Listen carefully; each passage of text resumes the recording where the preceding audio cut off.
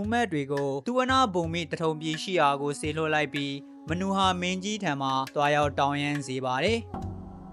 မနူဟာမင်းကြီးကလည်းပိဋကသုံးပုံကိုမပေးလိုတာကြောင့်အရင်တို့နဲ့အရာလောဆိုပြီးတော့ပြောလိုက်ပြီးမပေးဘဲညင်းဆိုလိုက်ပါတယ်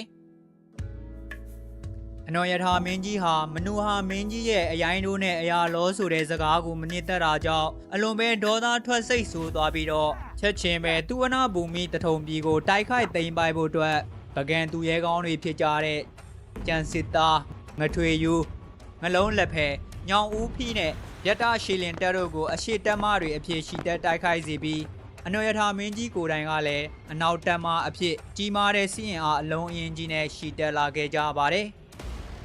မနူဟာမင်းကြီးကလည်းအဲ့ဒီသတင်းတွေကိုကြားတာနဲ့တိုင်းပြည်လုံးကြုံရေးအတွက်တထုံမြို့ရိုးကိုပိတ်လိုက်ပြီးတိုင်းသူပြည်သားတွေကိုစစ်မှုထမ်းစီပြီးတော့ကြီးမားတဲ့စစ်အင်အားတွေနဲ့မြို့ရိုးတွေပေါ်မှာခံစစ်အဖြစ်ခုခံတိုက်ခိုက်ဖို့အတွက်ကြိုတင်ပြင်ဆင်မှုတွေပြုလုပ်စေပါတယ်။အဲ့ဒါနဲ့ပကံတက်မတို့ဟာတထုံပြည်ကိုရောက်ရှိလာကြပြီးကြီးမားတဲ့စစ်အင်အားတွေနဲ့သူဝနာဘူမိတထုံပြည်ကိုစတင်တိုက်ခိုက်ပါတော့တယ်။အဲ့ဒီအခါမှာမနူဟာမင်းကြီးရဲ့ခံစစ်ကိုကြိုတင်ပြင်ဆင်ထားမှုကြောင့်ပကံတက်မတို့ဟာတထုံမြို့ရိုးရဲ့အနာကိုကက်လို့မရဘဲနဲ့မြားမိုးတွေရွာသွန်းမှုကြောင့်ပကံစစ်တီအမြောက်အများကြဆုံးသွားကြရပြီးလူစွမ်းကောင်းတက်မှုတွေဖြစ်ကြတဲ့ကြံစစ်သားငထွေယူငလုံးလက်ဖဲညောင်